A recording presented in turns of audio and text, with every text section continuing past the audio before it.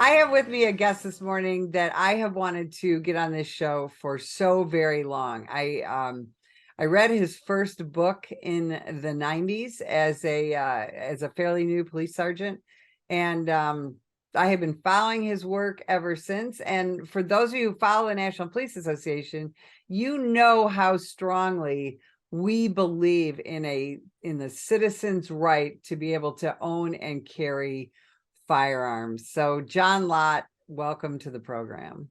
Well, thanks very much for having me on, Betsy. I appreciate it. So when I first read your book in the 90s, actually my husband gave it to me, and you were actually not a gun guy per se. You were an economist. Is that correct? Can you talk to people about how you came to be this crime prevention and Second Amendment advocate?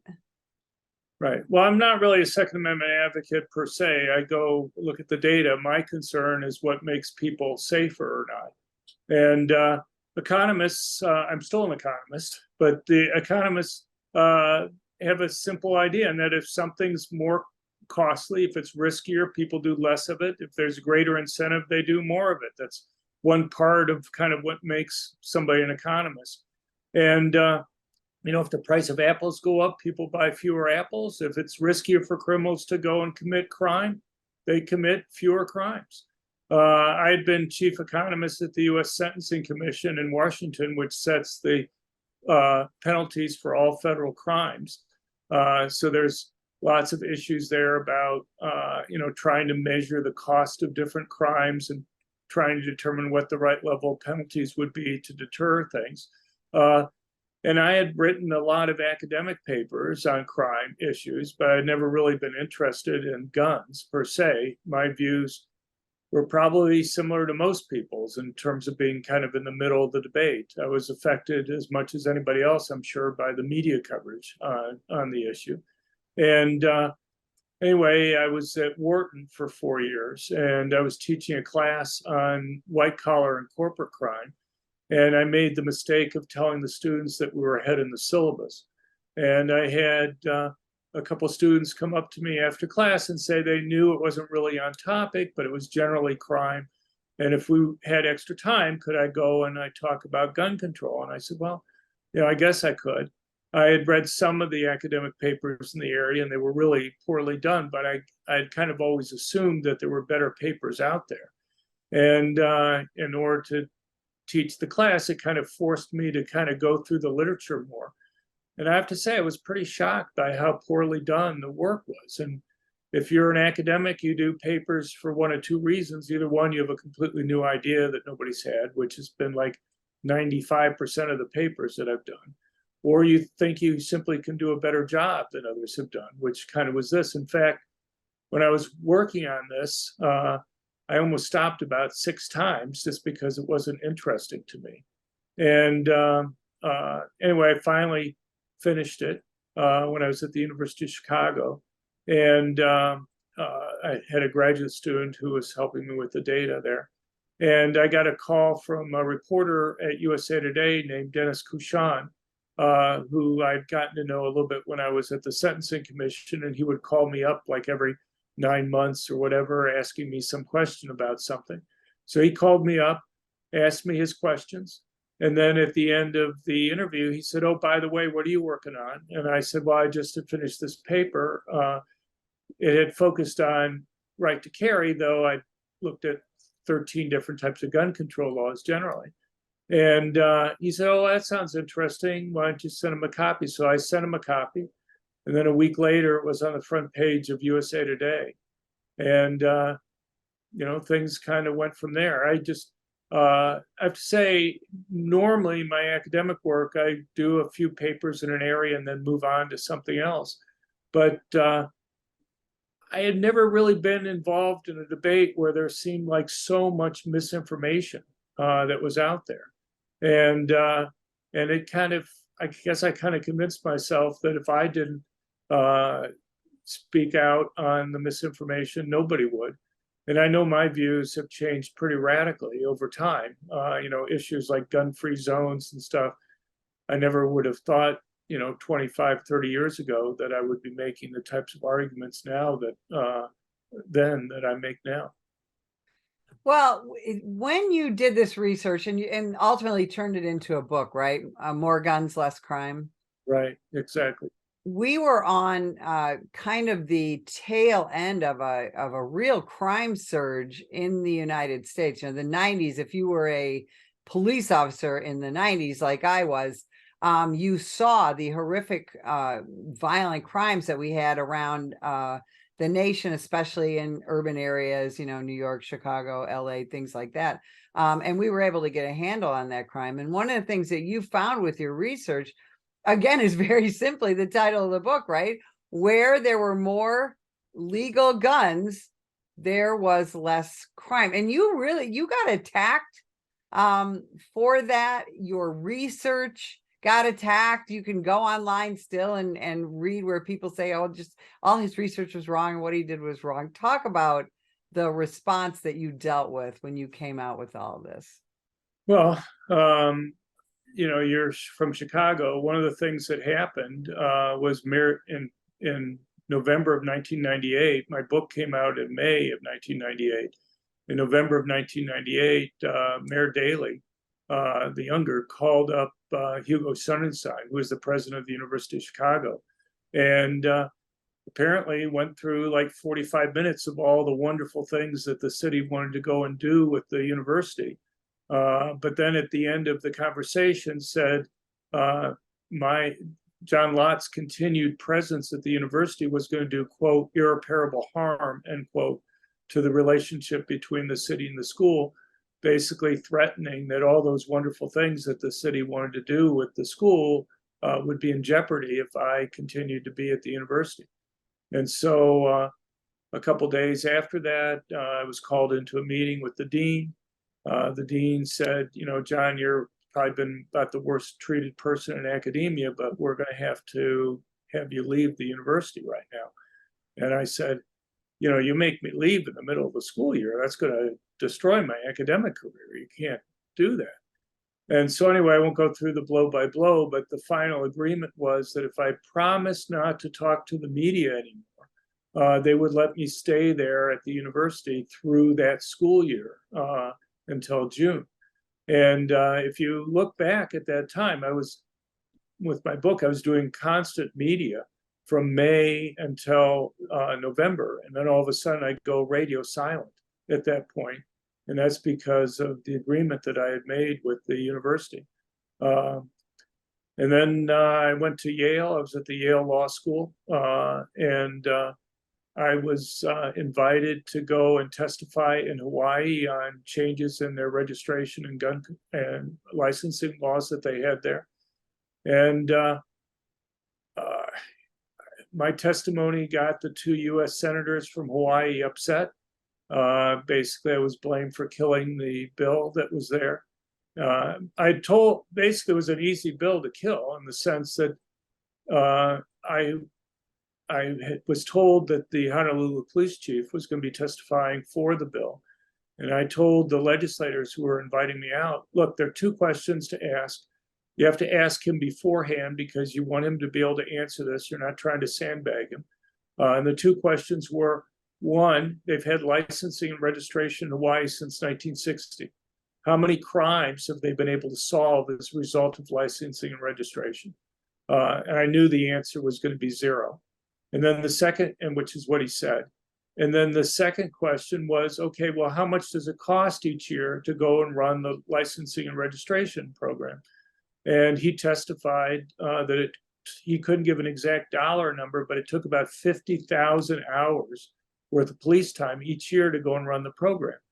And you could just hear the air go out of the room when he answered those two questions, because, you know, if he could point to thousands of crimes that have been able to solve, then maybe there's a trade-off there. 50,000 hours worth of police time, that's a lot of crimes that you could solve and protect people for if you had policing do normal policing work. But to go and take 50,000 hours of police hours off the street and have them do something where they couldn't even point to one single crime over many decades that they've been able to go and solve that they wouldn't have solved otherwise. it really was obvious to people it was a huge, massive waste of money, even the existing program. And so the bill died, and the two U.S. senators, for some reason, from Hawaii, got wind of this and were upset and called up the dean at the Yale Law School. And I was basically told that I wasn't going to be allowed to stay after that point in time.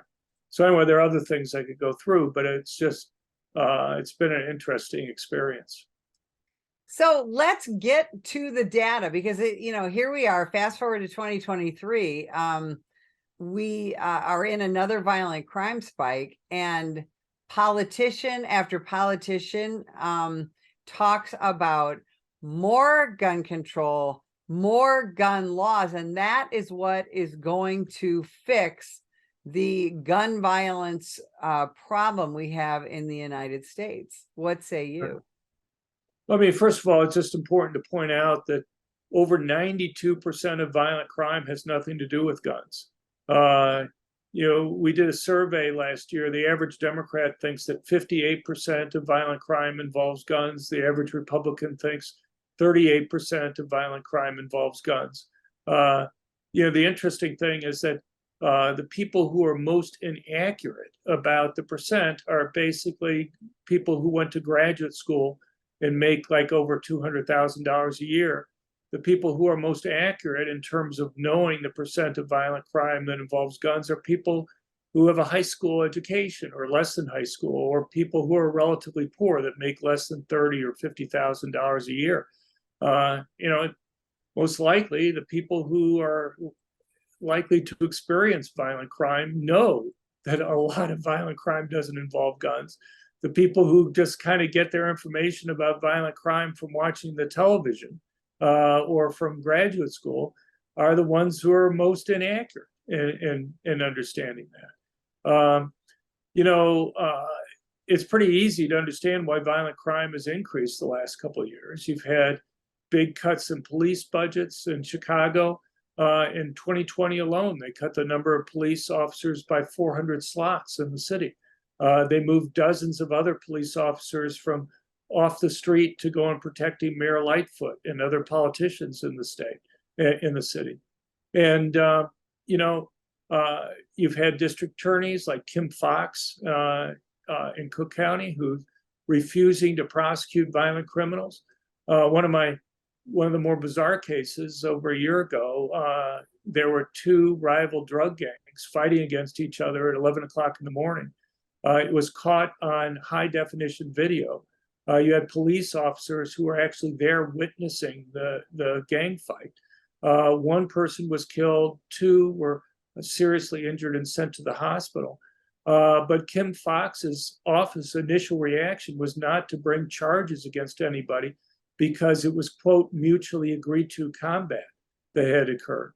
And they later still refused to go and bring charges because they said that there simply wasn't enough evidence. But even Mayor Lori Lightfoot, who's as left-wing as just about anybody, but a former prosecutor, said, how much more evidence can you possibly have? You have these guys on high definition video. You have police officers who were actually present there and watching this when this happened.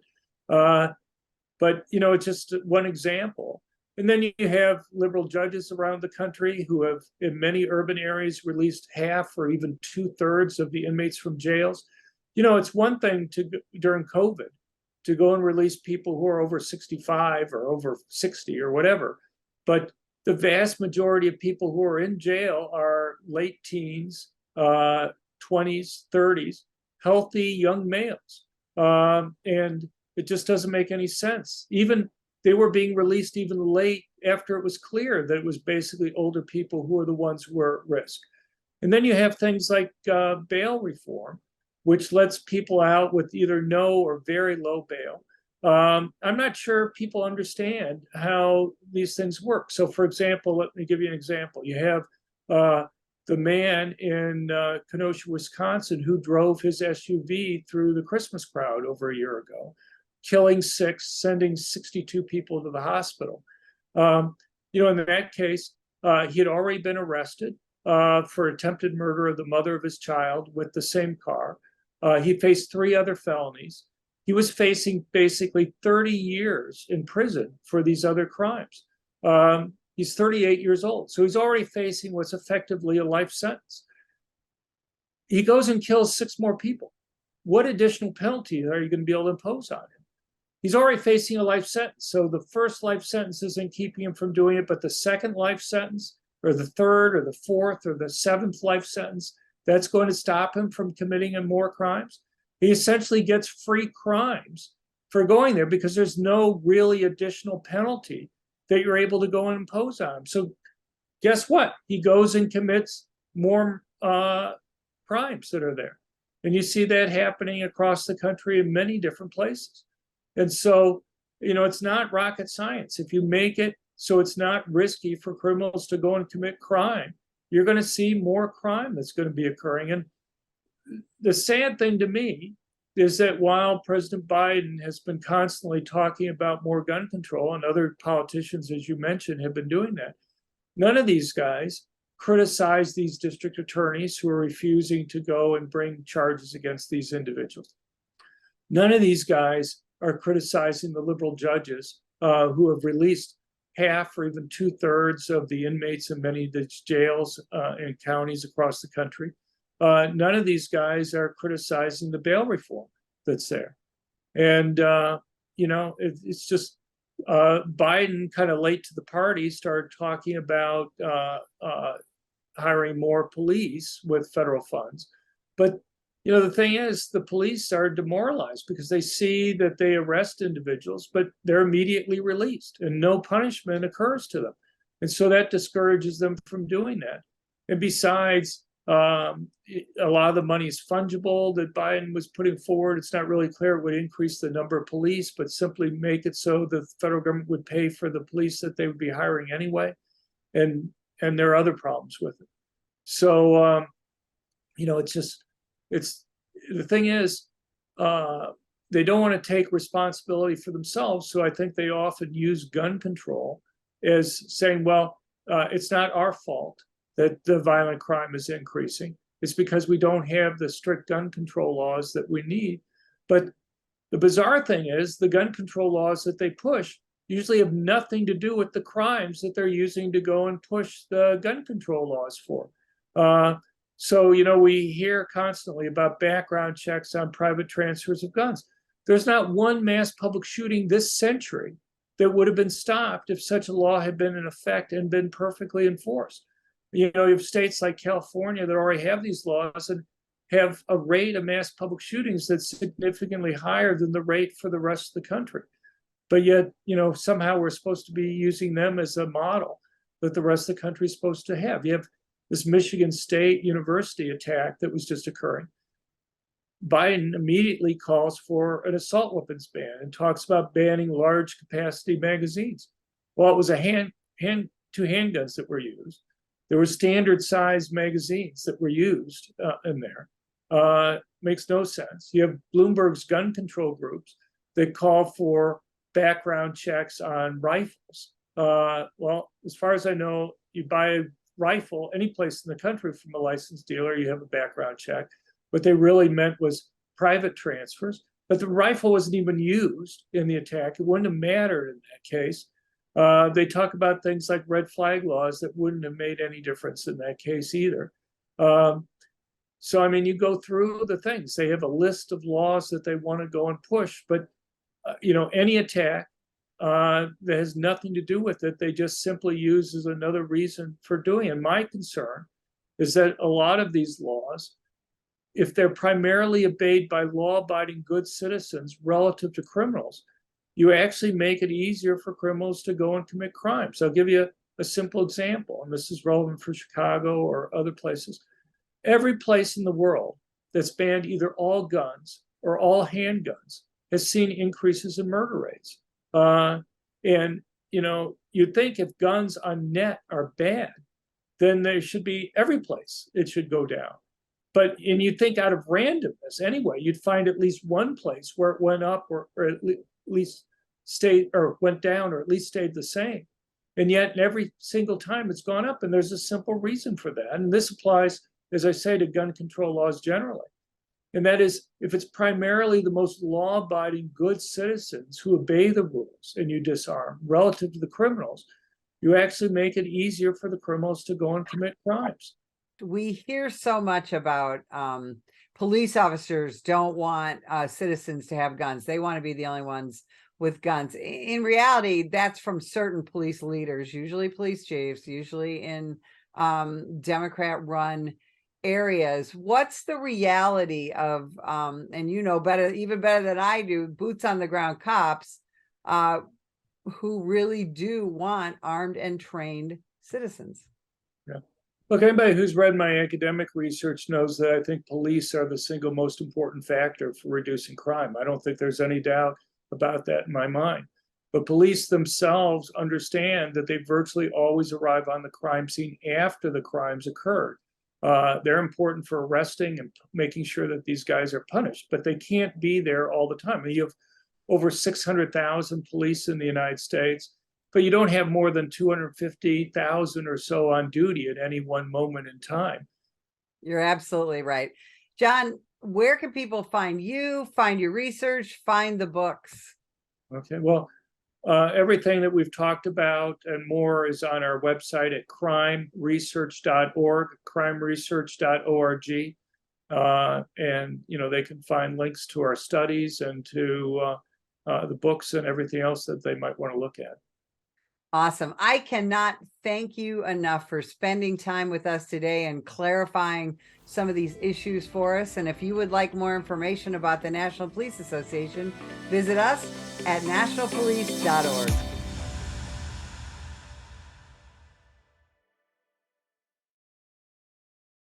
Sam, put the gun down! Put the gun down! Last year, law enforcement officers were involved in hundreds of thousands of use of force incidents. A use of force incident is when an officer must use nonverbal tactics to gain control of a dangerous situation. Put the knife on the ground. In many cases, officers have no choice but to use force when a suspect doesn't comply with a lawful order. Use of force is always ugly. No one likes it, especially police officers. Together, we can help de-escalate these dangerous encounters. Help police officers by complying with their lawful orders. Don't attack, attempt to disarm, or flee from an officer. Use of force is an officer's last option. Most incidents can be avoided by not resisting arrest. If you feel you've been wrongfully detained by a police officer, then seek a legal solution after the encounter has been resolved. Let's keep everyone safe. Comply now and complain later.